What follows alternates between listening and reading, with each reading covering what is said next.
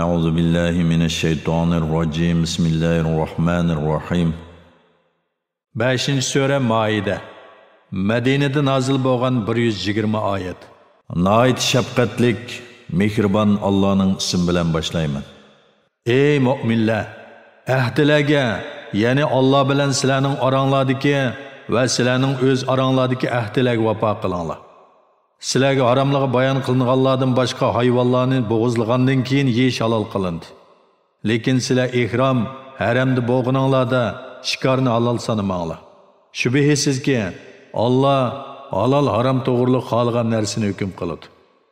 Ey mu'minlar, Allohning dinining alomatlarini, ya'ni hajda taatning belgisi hisoblangan ishlarni tark etish bilan cheklangan oylarda urush qilishni, hadiyani qalada, ya'ni hajda qurbonlik qilinadigan mol ekanligini bildirish uchun hayvonga isib qo'yilgan narsalarga cheqilishni, Parvardigoringning fazilati va roziligini tilab Baytullohga haj uchun yoki umr uchun kelguvchilarga cheqilishni halol sanamanglar. Ikromdan chiqqan cheg'inglarda ishkor qilsanglar bo'ladi. Biroq qavmning sizlarni masjidi haram ziyoratidan to'sqanligidan iborat dushmanligi hargizmi sizlarning ularga cheqilishinglarga sababchi bo'lmasin. Yaxshi ishqa va taqvodorlikqa yordamlashinglar. Gunohga va zulmga yordamlashmanglar. Allohning azobidan qo'rqinglar. Allohning azobi haqiqatan qattiq. Sizlarga o'zi o'lib qolgan hayvon, qon, cho'shqi go'shi, Allohdan g'ayrining nomi tilga ilinib bo'g'izlangan hayvon, bo'g'ib o'ltirilgan hayvon, urib o'ltirilgan hayvon, egizdan yiqilib o'lgan hayvon, hayvonlar tarafidan usib o'ltirilgan hayvon, yirtqich hayvonlar yerib o'ltirib yegan hayvonning go'shini yeyish harom qilindi. Lekin yuqorqi 5 turlik hayvondan jini chiqmagan chaqda bo'g'izlaganlaringlar halol bo'ladi.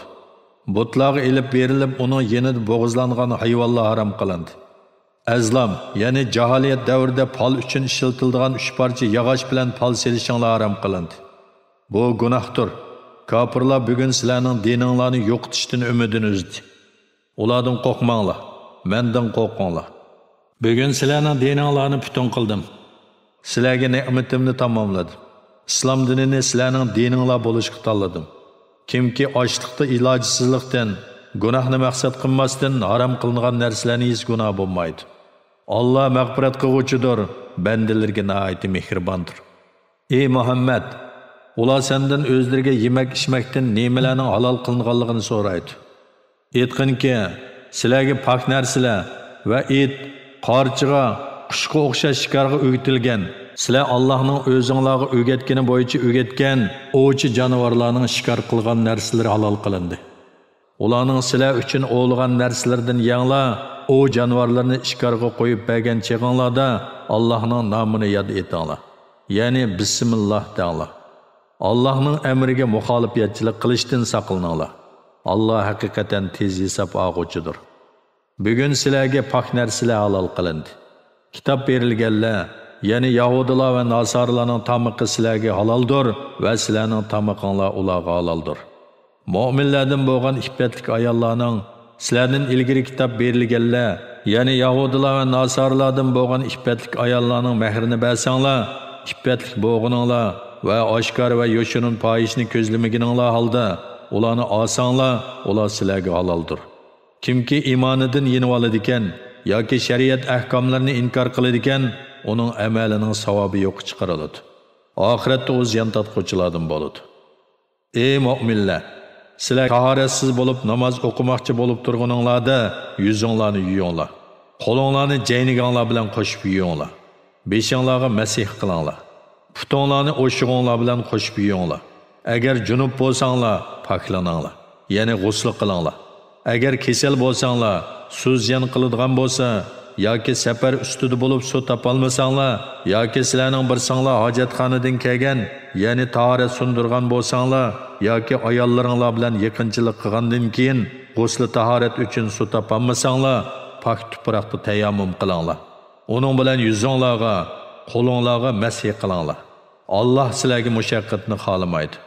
Lekin Alloh shukr qilishinglar uchun sizlarni pok qilishni, islom shariatini bayon qilish bilan ne'matini sizlarga tamomlashni xohlaydi. Ey mu'minlar, Allohning sizlarga bergan ulug' ne'matini va sizlar bilan qilgan muohidasini eslanglar. ayni zamonda sizlar angladik va itoat qildik degan edinglar. Allohdan qo'rqinglar, ya'ni Allohga bergan ahdini buzishdan saqlaninglar. Allah haqiqatan bandalarining dillaridagi sirlarini bilguchidir. Ey mu'minlar, Allohning roziligi uchun adolatni barpo qilinglar. Odillik bilan guvohlik beringlar. Biror qavmga bo'lgan o'chmanliginglar ularga adil bo'lmasliginglarga sabab bo'lmasin. Dushmaninglarga adil bo'linglar. Bu ya'ni ularga o'chman turib adil bo'lishinglar taqvodorlikqa eng yaqindir. Allohdan qo'rqinglar. Allah haqiqatan qilmishinglardan xabardordir. Allah iymon etgan va yaxshi amallarni qilganlarga mag'firat va katta savob va'da qildi. Kafir bo'lgan va bizning oyatlarimizni yolg'onga chiqargan kishilar ahli do'zaxdir.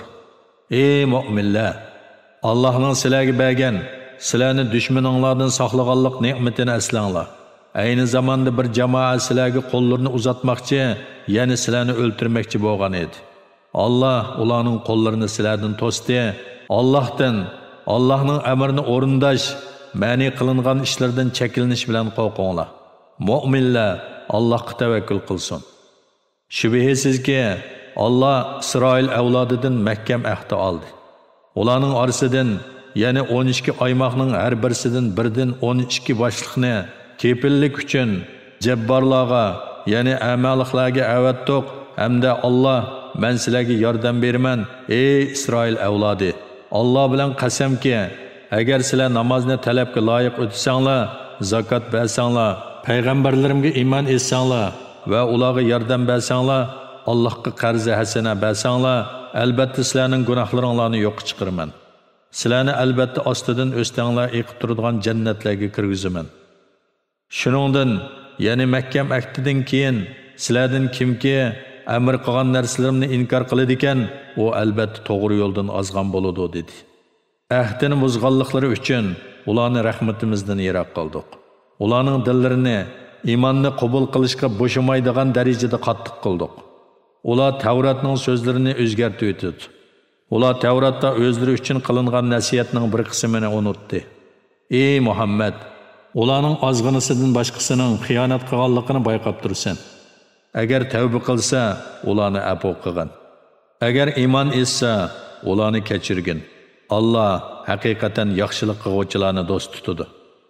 Biz nasarimiz deguvchilardanmi Allohni bir deb tonishqa va Muhammad alayhissalomga iymon etishga mahkam ahd oldik. Ular Injilda o'zlariga qilingan nasihatning bir qismini unutdi. Buning jazosi uchun ularning orasiga qiyomatgacha adovat va dushmanlik soldik.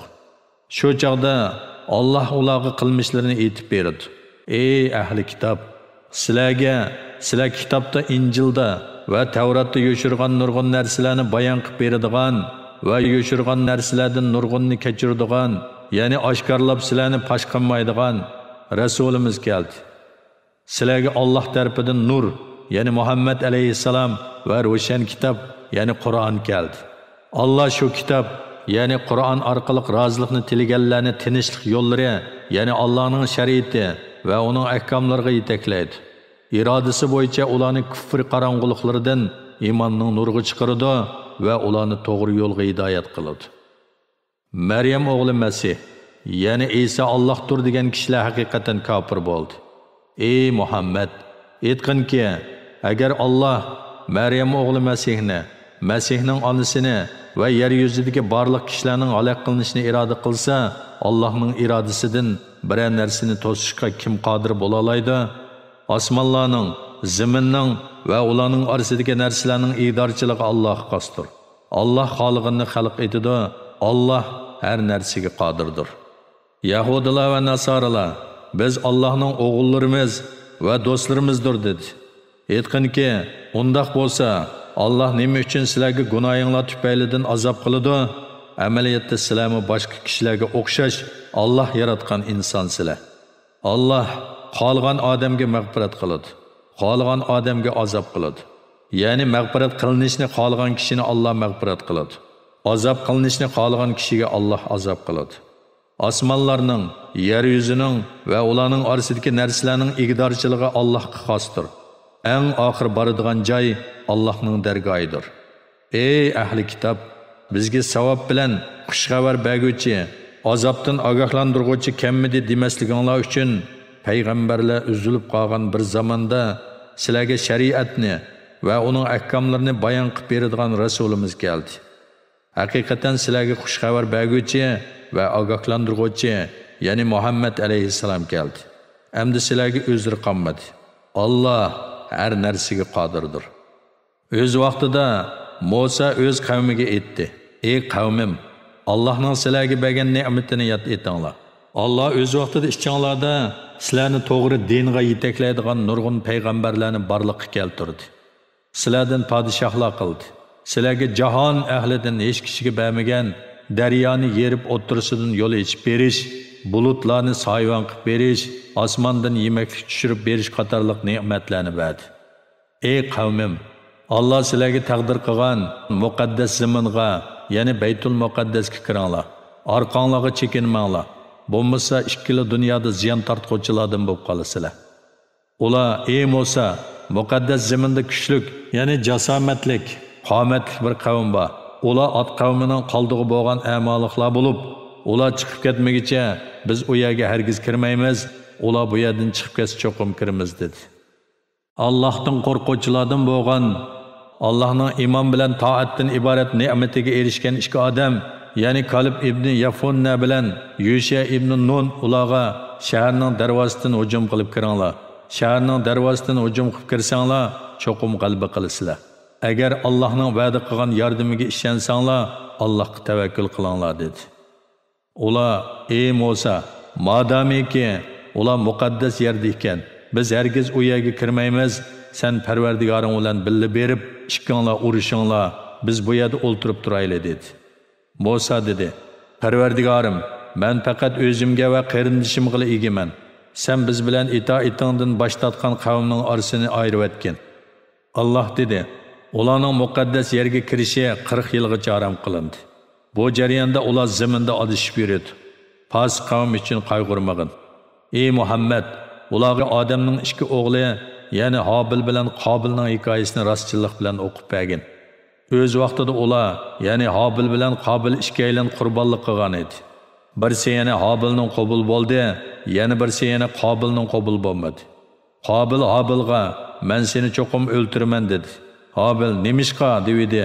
Qobil: "Allah sening qurbonligingni qabul qilib, meninkini qabul qilmadi" dedi. Hobil aytdi: "Allah faqat taqvodorlarning qurbonligini qabul qiladi. Agar sen meni o'ltirishga qo'lingni so'zadigan bo'lsang, men seni o'ltirishga qo'limni so'zmayman. Men faqat olamlarning Parvardigori Allohdan qo'rqaman.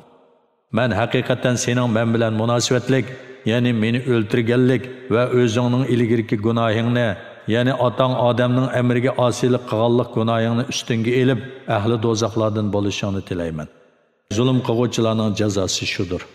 O yana Qobilning nafsi, uning qarindishini, ya'ni Hobilni o'ltirishni chiroyli ko'rsatdi.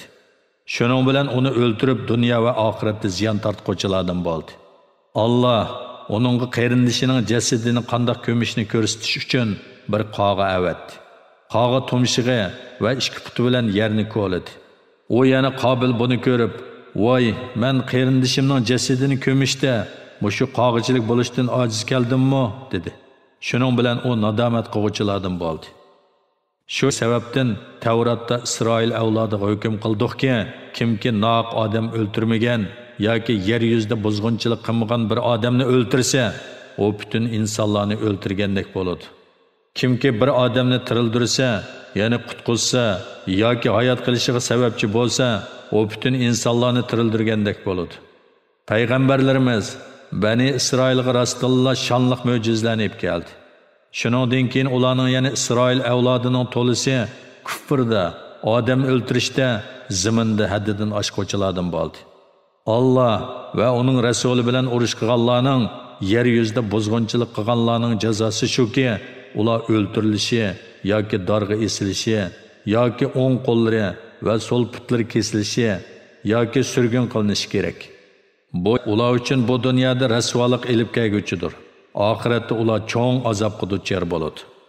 Sizlar tutulishdan ilgari tavba qilganlar buningdan mustasno. Bilinglarki, Alloh mag'firat qiluvchidir, nihoyat mehribondir. Ey mu'minlar, maqsadga erishishinglar uchun Allohning azobidan qo'rqinglar. Allohga toat ibodat qilish, gunohdan saqlanish bilan yaqinchilikni tilanglar. Alloh yo'lida jihad qilinglar.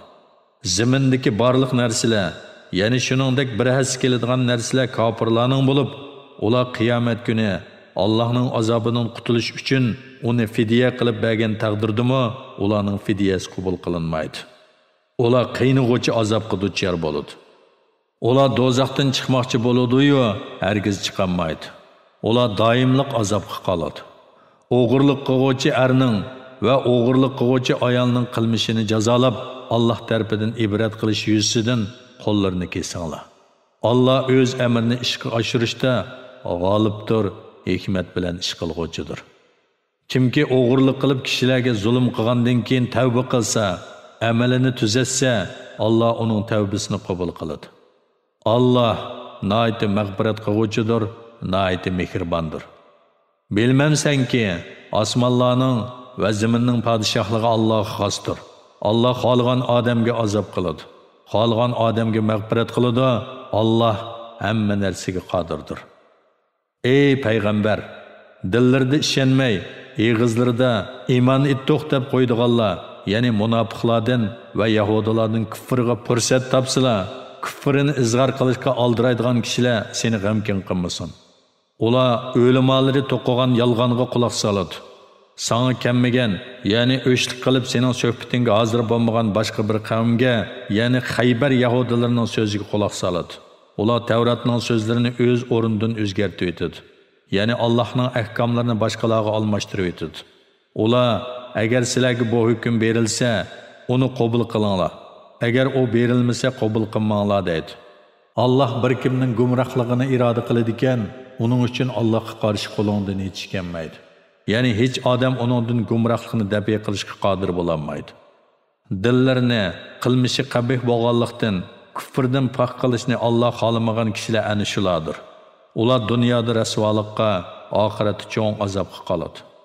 Ular yolg'onga quloq solg'uvchilardir. Xor va jazoniga o'xshash haromni yeguvchilardir. Ey Muhammad, agar ular sening oldinga davolashib kelsa, ularning orasida hukm qilib qo'ysang yoki uni rad qilsang bo'ladi. Agar ularni rad qilsang, ular sana qilchi ziyon yetkazolmaydi. Chunki Alloh seni kishilarning sharridan saqlaydi. Agar ularning orasida hukm qilsang, odillik bilan hukm qilgin. Alloh haqiqatan odillarni do'st tutadi. Ularning yanada Allohning hukmini o'z ichiga olgan Tavrat tursa, ya'ni Tavratdagi hukmlarni ko'rib turib amal qilmayotsa, ey Muhammad, qandoqcha seni hukm chiqarishga taklif qiladi? Ondan keyin yana haqiqat oshkor bo'lgandan keyin sening hukmingdan yuz o'raydi. Ana shular Tavratqami, sangami ishonmaguchilardir. Biz haqiqatan Musoga Tavratni nozil qildik. Tavratda to'g'ri yo'lga yetaklaydigan hidoyat va nur bor. Allohning hukmiga bo'ysungan payg'ambarlar Yahudilar orasida Tavrat bilan hukm qiladi. Yahudilarning zohidlari va o'limalarimi o'zgartishdan saqlashga buyurilgan kitobulloh, ya'ni Tavrat bo'yicha hukm qiladi. Ular Tavratni o'zgartishdan saqlashga nazoratchi edi. Ey Yahudilarning o'limalari, kishilardan qo'rqmanglar, mendan qo'rqinglar. Mening oyatlarimni oz pulga tegishmanglar. Kimlarki Alloh nozil qilgan oyatlar bo'yicha hukm qilmaydi ekan, ular kofirlardir. Ular yana Isroil avlodiga Tavratda shundoq belgiladikki, jonga jon, ko'zga ko'z, burunga burun, quloqqa quloq, tishga tish va kishini qandoq yordar qilgan bo'lsa, shundoq yordar qilinish bilan qisos e'lanadi. Kimki jinoyatchini afu qilsa, ya'ni uningdan qisos olmasa, bu uning gunohiga kaffarat bo'ladi. Alloh nozil qilgan oyatlar bo'yicha hukm qilmaydigan kishilar zolimlardir. Ularning, ya'ni Bani Isroil payg'ambarlarining orqasidan o'zidan ilgari nozil qilingan Tavratni tasdiqlovchi Isa ibn Maryamni evatdik. Uningga hidoyat bilan nurni o'z ichiga olgan Injilni ato qildik. Injil o'zidan ilgari nozil qilingan Tavratni tasdiqlovchidir, taqvodorlarga hidoyat va pand nasihatdir. Ahli Injillar, ya'ni Nasaralar, Alloh Injilda nozil qilgan ahkomlar bo'yicha hukm qilsin. Alloh nozil qilgan oyatlar bo'yicha hukm qilmaganlar fosiqlardir. Ey Muhammad, biz sana o'zidan ilgirki samoviy kitoblarni tasdiqlovchi va ularga shohid bo'lg'uvchi haq kitobni, ya'ni Qur'onni nozil qildik. Ey Muhammad, ularning orasida Alloh sana nozil qilgan Qur'on ahkomi bo'yicha hukm qilgin. Sana kelgan haqdan burilib, ularning nafs xohishlariga ergashmagin. Ey ummatlar, sizlarning har biringlarga bir xil shariat va ochiq yo'l tayin qildik. Agar Alloh xolisa, albatta sizlarni bir ummat qiladi. Ya'ni bütün insonlarni bir dinda qiladi. Lekin Alloh sizlarga bergan shariatlar borasida sizlarni sinash uchun ko'p ummat qilib ayirdi. Yaxshi ishlarga oldiringlar, hammanglar Allohning dargohiga qaytsizlar. Sizlar ixtilof qilishgan narsalarni, uning qaysi haq, qaysi nohaq ekanligini Alloh sizlarga aytib berdi. Ular ya'ni Yahudilar va Nasaralarning orasida Alloh sana nozil qilgan Qur'onning ahkomi bo'yicha hukm qilgan. Ularning nafs xohishlariga ergashmagin. Ularning Alloh sana nozil qilgan Qur'onning bir qismidan seni voz kechirishidan saqlangin. Agar ular Alloh sana nozil qilgan hukmdan yuz o'rsa, ey Muhammad, bilginki, ularning bir qism gunohlari tufaylidan Alloh ularni jazolashni iroda qiladi. Shak shubhisizki, kishilardan nurg'uni fosiqdir. Ya'ni Parvardigorning toatidan bosh tortib, haqqa xiloflik qilib, gunoh uchumguchilardir. Ular jaholiyat davrining hukmini talab qilamdi. Allohga chin ishonadigan qavmning nazarida hukmda Allohdanmi adil kim bor? Ey mu'minlar, Yahudi va Nasarlarni vali qilib ular bir-birining valilaridir. Sizlardan kimki ularni vali qilib oladigan, u mushulardan sanaladi. Allah zalim qavmni haqiqatan hidoyat qilmaydi. Dilinglarda kasallik, ya'ni munofiqlik bolaning zaman o'zgarib kafirlar zafar topsa, o'zimizga bir falokatchilik kelishdan qo'rqimiz deb, ular bilan do'st bo'lishga oldirganligini ko'rasan. Allah Rasulullohga, musulmonlarga g'alaba, ya'ni Makkani fath qilishni ato qiladi. Yoki bir ishni maydonga keltirdi-da, ko'nglida yo'shirg'ini, ya'ni mu'minlarning dushmanlarini do'st tutganligi uchun ular nadomat chekadi. Bu munofiqlarning musulmonlarga qilgan ilmi-fikri pash qilinganda, mu'minlar bir-biriga sizlar bilan cho'qim billi ekanliklariga Alloh nomi bilan qattiq qasam ichganlar mushuk ishlarmi deydi. Ularning, ya'ni munofiqlarning qilgan amallari bekor bo'ldi. Ular dunyo va oxiratda ziyon tortquchi bo'ldi.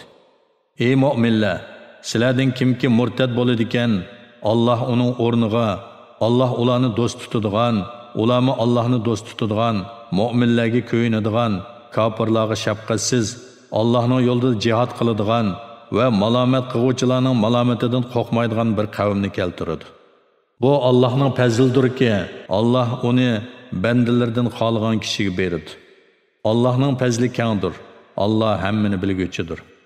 Shubhisizki, sizlarning do'stinglar Allohdir. Allohning rasulidir va namozni talabga loyiq o'taydigan, zakot beradigan va Allohning amriga kamtarlik bilan bo'ysunadigan mu'minlardir. Kimki Allohni, Allohning payg'ambarini va mu'minlarni do'st tutadigan, u Allohning jamoasidandir. Allohning jamoasi albatta g'olibdir. Ey mu'minlar, sizlardan ilgari kitob berilganlar, ya'ni Yahudilar va Nasaralardan dininglarni masxara va o'yin chiqarganlarni do'st qilib olmanglar. Agar haqiqiy mu'min bo'lsanglar, Allohdan qo'rqinglar. Sizlar namozga chaqirgan, ya'ni azon aytgan cheg'inglarda ular namozni ham sizlarni masxara va o'yinchi qiladi. Bu shuning uchunki, ular namozning hikmatini va namozning nafsini poklashdagi g'oyasini tushunmas qavmdir. Ey Muhammad, aytganki, ey ahli kitob, faqat bizning Allohga, bizga nozil qilingan kitobga, ya'ni Qur'onga, buningdan ilgari payg'ambarlarga nozil qilingan kitoblarga iymon etganligimiz uchun va sizlarning ko'pchiliginglar fosiq bo'lganliginglar uchun bizni ayblamsizlar? Ey Muhammad, aytganki, sizlarga Allohning nazridagi buningdanmi yomon jazoni aytib beraymi? U shunday kishilarning jazosiki, Alloh ularni rahmatidan yiroq qildi va ularga g'azab qildi. Alloh ularning bir qismini maymun va cho'shqa qildi. Bir qismini shaytonga ibodat qiladigan qildi. Ani shularning o'rni eng yomondir. Ular to'g'ri yo'ldan eng adashganlardir. Yahudilarning munofiqlari yeninglarga kelgan chaqda biz iymon etdik dedi. Vaholanki ular ey Muhammad yeningga kufr bilan kirib kufr bilan chiqib ketdi.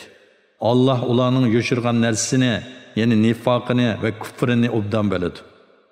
Ular ya'ni Yahudilarning orasidagi nurg'un kishilarning gunohga, zulm silishga va harom yeyishga aldiraydiganligini ko'rsan. Ularning qilmishlari nima degan yomon? Ularning zohidlari, o'limolari nimishqa ularni yolg'on so'zlashdan, harom yeyishdan to'simaydi? Ularning qilmishlari nima degan yomon? Yahudilar Allah'ның qo'li bog'liqdir dedi. Yahudilarning qo'llari bog'lansin. Ular bu so'zlari sabablik Allah'ның rahmetidan yiroq qilindi. Amalda Allah'ның ikki qo'li ochiqdir. Qanda xolisi shunda rizq beradi. Parvardigoring tarafidan sana nozil qilingan Qur'on ularning ko'pchiligida yomonlik bilan kufrni oshiradi. Ya'ni ularning sana dushmanligini va Qur'onni inkor qilishni ziyoda qiladi. Biz ularning orasida qiyomatgacha davomlashadigan o'shmanlik va dushmanlikni soldik. Ular har qachon Rasulullohga qarshi urush o'tini ochmoqchi bo'lsa, Alloh uni o'chiradi. Ular yer yuzida islomga suiqasd qilish va musulmonlar orasida fitna qo'zg'ash bilan buzg'unchilik qilib yuradi. Alloh buzg'unchilik qiluvchilarni yoqtirmaydi. Agar ahli kitob Allohga va uning payg'ambariga haqiqiy iymon etsa va Alloh cheklagan ishlardan parhez qilsa edi, ularning gunohlarini biz cho'qim kechirardik. Ularni cho'qim nozu ne'matlik jannatga kirgizardik. Agar ular Tavrotga, Injilga va Parvardigori tarafidan ularga nozil qilingan boshqa kitoblarga amal qilsa edi, ular cho'qim ustilaridan va oyoqlari ostidan yeyishar edi. Ya'ni ularga osmon zamindan keng rizq beriladi. Ulardan bir jamoa, ya'ni Muhammad alayhissalomga iymon etganlar to'g'ri yo'ldadir. Ularning nurg'unlari nima degan yomon ish qiluvchilar? Ey payg'ambar, Parvardigoring tarafidan sana nozil qilingan ahkomlarning hammasini yetkizgin. Agar to'liq yetkizmasang, Alloh topshirgan vazifani ado qilmagan bo'lasan. Alloh seni kishilarning ziyonkashligidan saqlaydi. Alloh haqiqatan kofir qavmni hidoyat qilmaydi. Ey Muhammad, aytqinki, ey ahli kitob, sizlar Tavrotga, Injilga va sizlarga Parvardigoringlardan nozil qilingan kitobga, ya'ni Qur'onga to'liq amal qilmoqchi, sizlar e'tiborga og'idek dinda bo'lgan bo'lmaysizlar. Parvardigoringlardan nozil qilingan ahkomlar ularning ko'pchiligida yomonlik va kufrni oshiradi. Kofir qavm uchun qayg'urmag'in, chunki payg'ambarlarni yolg'onga chiqarish ularning odatidir. Mu'minlardan, Yahudilardan, farishtalarga va yulduzlarga cho'qing'uvchilardan, nasaralardan, Allohga va oxirat kuniga iymon etgan va yaxshi amal qilganlarga qo'rqinish yo'qdir. Ular g'am andish qilmaydi. Biz Bani Isroildan chin ahd oldik. Ularga dinining ishlarini bayon qilib berish uchun payg'ambarlarni avatdik. Ularga har qachon bir payg'ambar ularga yoqtirmaydigan ahkomni olib kelsa, ular payg'ambarlarning bir bo'lakini yolg'onchi qildi, bir bo'lakini o'ltirdi. Ular biz Isroil avlodi payg'ambarlarni o'ltirish bilan azobga duchor bo'lmaymiz deb o'yladi. Ular ko'r bo'ldi. Ular g'as bo'ldi. Ondan keyin ular tavba qildi. Alloh ularning tavbasini qabul qildi. Ondan ularning nurg'ini yana haqni ko'rishdan ko'r bo'ldi. Alloh ularning qilayotgan ishlarini ko'rib turg'uchidir. Shubhisizki, Alloh Maryamning o'g'li Isodir deguvchilar kofir bo'ldi.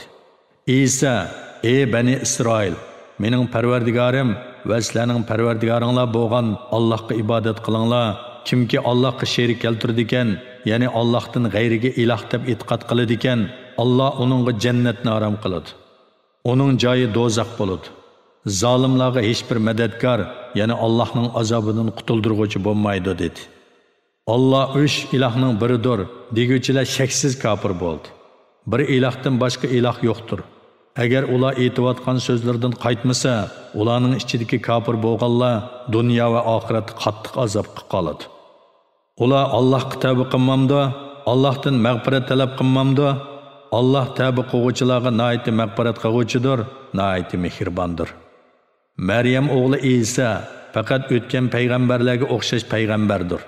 Uningdan ilgari nurg'un payg'ambarlar o'tgan. Uning onasi nihoyatda rostchil ayoldir. U ikkisi tamoq yeydi, ya'ni ularni boshqa maxluqotlarga o'xshashli go'sht, so'ngak, to'mir va paylardan tarkib topgan edi. Ularga oyatlarimizni qandoq bayon qilganlarimizga qarag'in. Ondan ularning haqdan qandoq bosh tatqanligiga qarag'in. Ey Muhammad, sizlar Allohdan boshqa sizlarga foyda ziyon yetkazishga qodir bo'lolmaydigan narsalarga cho'qinamsizlar degan. Allah bo'lsa so'zinglarni anglab turg'uchidir, ahvolinglarni bilib turg'uchidir. Ey Muhammad, ey ahli kitob, dininglarda haqsiz ravishda chekdan eshib ketmanglar.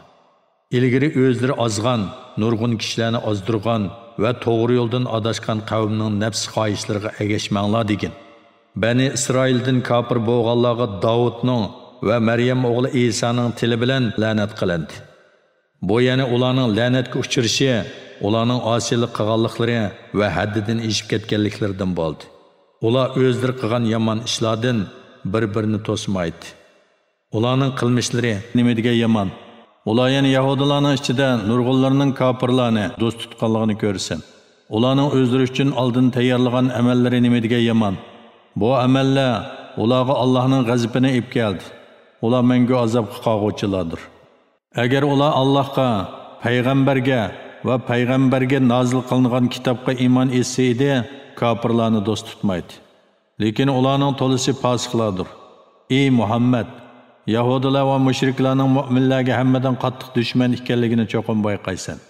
Biz Nasara degan kishilarning do'stlik jihatda mu'minlarga hammadan yaqin ekanligini mo cho'qim bayqaysan. Bu Nasarlarning ichida o'limalar, rohiblar bo'lganligi va haqni qabul qilishda takabburlik qilmaydiganliklari uchundir. 7-pora. A'udhu billahi minash shaytonir rojim. Bismillahirrohmanirrohim. Ular payg'ambarga nozil qilingan Qur'onni anglagan chaqlarda haqiqatni to'niganliklaridan ularning ko'zlaridan yosh qo'yilganligini ko'rsan. Ular aytadi: "Rabbimiz, biz iymon etdik. Bizni payg'ambaringni, kitobingni e'tirof qiluvchilar qatorida qilgan. Biz nimishqa Allohga, bizga kelgan haqiqatga ishonmayli? Albatta biz Parvardigorimizning bizni yaxshi kishilar qatorida jannatga kirgizishni umid qilamiz." Bu so'zlari uchun Alloh ularni ostidan o'stanglar eqib turadigan jannatlar bilan mukofotlaydi. Ular jannatlarda mangu qoladi. Yaxshilik qiluvchilarga beriladigan mukofot ana shu. Kafir bo'lganlar va bizning oyatlarimizni yolg'onga chiqarganlar do'zax ahlidir. Ey mu'minlar, Alloh sizlarga halol qilgan pok narsalarni tarki dunyo bo'lish yuzidan o'zingizlarga harom qilmanglar. Alloh belgilab bergan chekdan oshmanglar. Allah chekdan oshquvchilarni haqiqatan do'st tutmaydi. Allah sizlarga rizq qilib bergan halol, pok narsalardan yenglar. Sizlar iymon etgan Allohga taqvodorlik qilinglar. Allah sizlarni savallik bilan qilgan qasiminglar uchun javobgarlik tortmaydi. Lekin sizlarni qasddan qilgan qasiminglar uchun javobgarlik tortadi. Bunda qasiminglarni buzsanglar, uning kaffarati oilanglarga beriladigan o'tiri darajalik tomoq bilan 10 miskinni bir vaqt g'azalantirish yoki ularga, ya'ni 10 miskinga badini yepib turadigan bir qur kiyim berishdir. Yoki bir qo'l yoki bir cho'rini ozod qilishdir. Kimki bunda qilishga kuchi yetmasa, 3 kun ro'za tutishi lozim. Bu ana shu ishgan qasiminglarni buzganliginglarning kaffaratidir. Qasiminglarga rioya qilinglar. Sizlarning shukr qilishinglar uchun Allah oyatlarini sizlarga ana shunday bayon qiladi. Ey mu'minlar, aroq ichish, qimor o'ynash, butlarga cho'qinish, pal o'qlari bilan pal selish shaytonning ishi, paskini qiliqlardir. Baxtga erishishinglar uchun shaytonning ishidan yiroq bo'linglar. Shayton aroq, qimor orqali oranglarda dushmanlik, adovat turg'izmoqchi, sizlarni namozdan va Allohni yod etishdan to'smoqchi bo'ladi. Sizlar amdi aroqdan, qimordan yanmamsizlar, Allohga va payg'ambarga itoat qilinglar. Ularga muxolifatchilik qilishdan hazar qilinglar. Agar itoat qilishdan bosh tortsanglar, bilinglarki, Rasulimizning mas'uliyati faqat ochiq tabliq qilishdir. Iymon etgan va yaxshi amallarni qilgan kishilar harom qilinmagan narsalarni yesa, ichsa hech gunoh bo'lmaydi. Qachonki ular harom narsalardan saqlansa, iymonida va yaxshi amallarda izchil bo'lsa, ondan harom qilingan narsalardan yana saqlansa va harom deb e'tiqod qilsa, ondan harom qilingan narsalardan davomli saqlansa va yaxshi ishlarni qilsa, Allah yaxshi ish qiluvchilarni do'st tutadi. Ey mu'minlar, ko'may turib Allohdan qo'rqadiganlarni bilish uchun qo'linglar va nayzanglar bilan o'lindigan bir oz o'v bilan Allah sizlarni cho'qim sinaydi. Kimki buningdan keyin haddidan oshsa, ya'ni ihramda turib o'lsa, u qiynag'uvchi azobga duchor bo'ladi.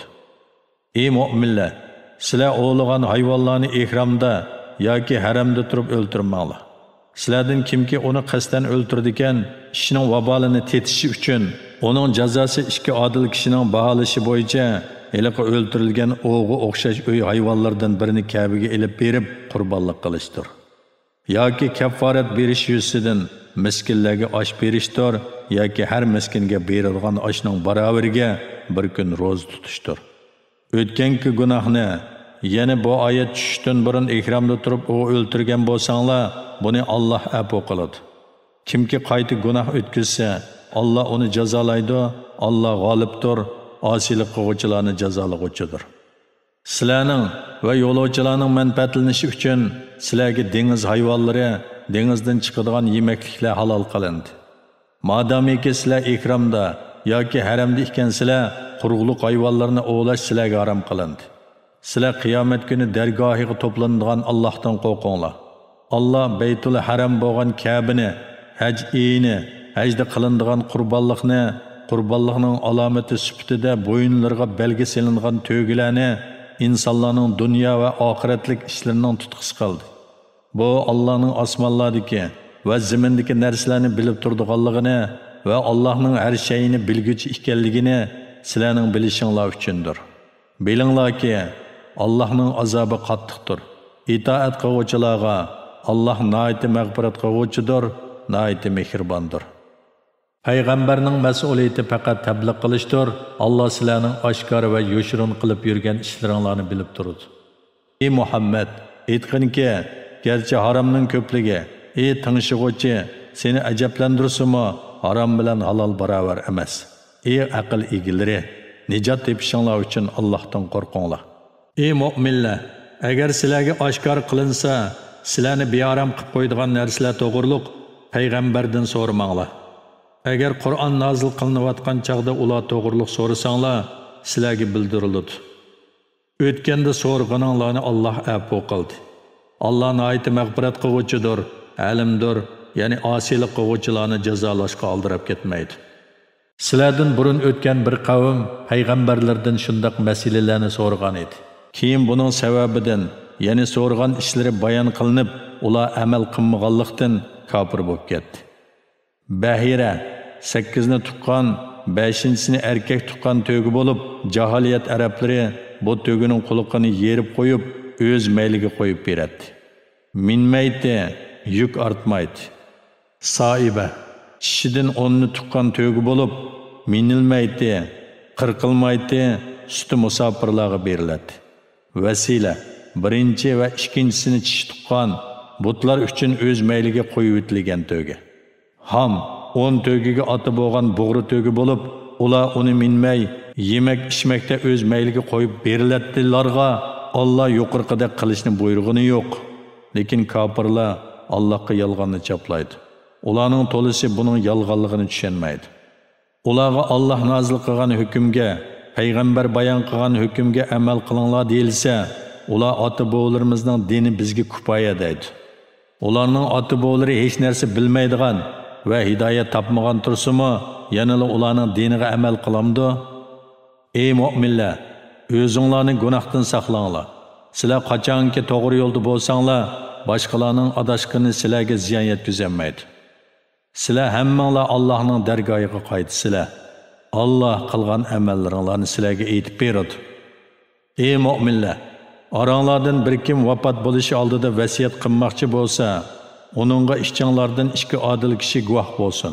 Yoki o'z dininglardagilardan guvoh bo'ladigan ikki kishi tepilmasa, g'ayri dindagilardan ikki kishi guvoh bo'lsin. Agar sizlar safarda bo'lib, beshinglarga o'lim vahshati kelganda, sizlar bu ikki guvohchining rostchilligidan gumonlansanglar, namozdan keyin ularni ep qilinglar.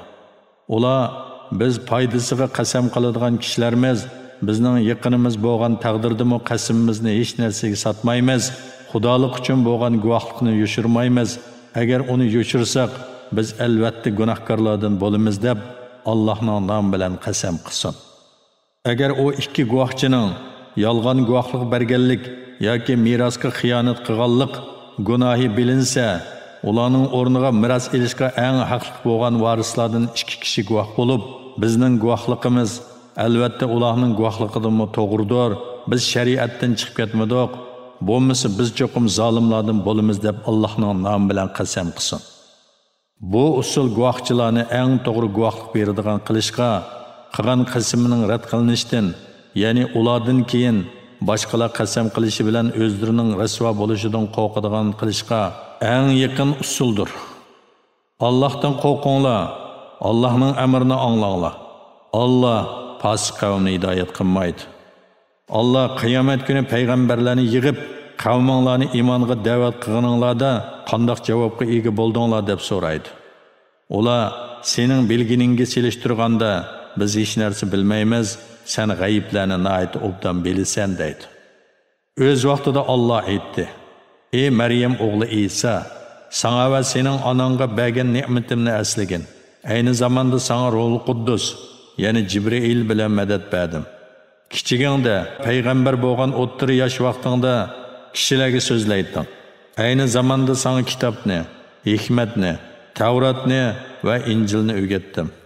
Ayni zamonda mening iznim bilan loydin qushning shaklida bir narsa yasaydingda, uni puflasang iznim bilan uchadigan qush bo'ladi. Mening iznim bilan to'g'mi ko'rni, baras kesilni saqaytatding. Ayni zamonda mening iznim bilan o'liklarni tirildirib, qabrlardan chiqaratding. Ayni zamonda Bani Isroilni sana chaqilishdan to'sdim. Sen ularga mo'jizlar bilan kelgan cheg'ingda, ularning ichidagi kofirlar bu faqat ro'shan sehrdir dedi. Ayni zamonda men havariylarga, menga va mening payg'ambarimga iymon etinglar deb vahiy qildim. Ular biz iymon etdik, guvoh bo'lgunki biz amringga bo'ysunuvchilarmiz dedi.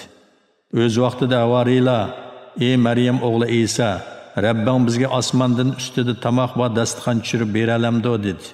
İsa: "Agar Allohning qudratiga ishonsanglar, bunday savollarni qo'yishda Allohdan qo'rqinglar" dedi. Ular biz uningdan yeyishni, ko'nglimizning tinchlanishini, so'zingning rostligini bilishni va uningga, ya'ni dasturxonga guvohchilardan bo'lishni iroda qilamiz dedi. Maryam o'g'li İsa: "Ey Parvardigorimiz Alloh, bizga ustida tamoq va dasturxon tushirgin. Bu kun bizlarga va bizdan keyingilarga bayram bo'lib qolsin. O dasturxon sendan bizga qudratingni va payg'ambarligimni ko'rsatadigan bir mo'jiza bo'lib qolsin. Bizga rizq bergin. Sen rizq berguvchilarning yaxshisisan" dedi. Allah İsa'ning duosini ijobat qilib, uni men sizlarga cho'qim osmondan tushiraman.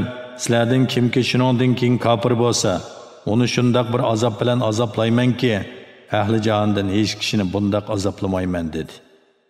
O'z vaqtida Allah aytdi: "Ey Maryam o'g'li İsa, sen kishilarga Allohni qo'yib men bilan onamni ikki iloh qilib olinglar dedingmi?" İsa aytdi: "Rabbim, sha'ningga loyiq emas narsalardan seni pok deb e'tiqod qilamanki, menga aytishga tegishli bo'lmagan so'zlarni men aytmayman. Agar men bu so'zni aytgan bo'lsam, uni sen cho'qim bilasan. Ya'ni mening undoq demaganligim senga ma'lumliq. Sen mening zotimnikini bilsan. Men sening zotingnikini bilmayman. Sen g'ayiblarni nihoyat obdan bilasan. Men ularga faqat sen meni aytishga buyurgan so'zni, ya'ni mening Parvardigorim va sizlarning Parvardigoringlar bo'lgan Allohga ibodat qilinglar dedim. Men ularning orasida bo'lgan muddatda ularning amallarini ko'zitib turgan edim. Meni qabzroq qilganingdan keyin ularning amallarini sen ko'zitib turgan eding. Sen hamma narsadan xabardorsan. Agar ularga azob qilsang, ular sening bandalaringdir, ularni xoliqingcha tasarruf qilasan. Agar ularga mag'firat qilsang, sen ishingda g'olib, hikmat bilan ish qilg'uvchisan. Allah aytadi: "Bu kun, ya'ni qiyomat kuni, rostchillarning rostchilligi o'ziga foyda qiladigan kundir. Ular ostidan o'stanglar eqib turadigan jannatlarda mangu qoladi. Allah ulardan rozi bo'ladi. Ular Allohdan mamnun bo'ladi. Bu zo'r baxtdir. Osmonlarning, zaminning va ulardagi butun mavjudotning ig'dorchiligi Allohga mansubdir. Allah har narsaga qodirdir."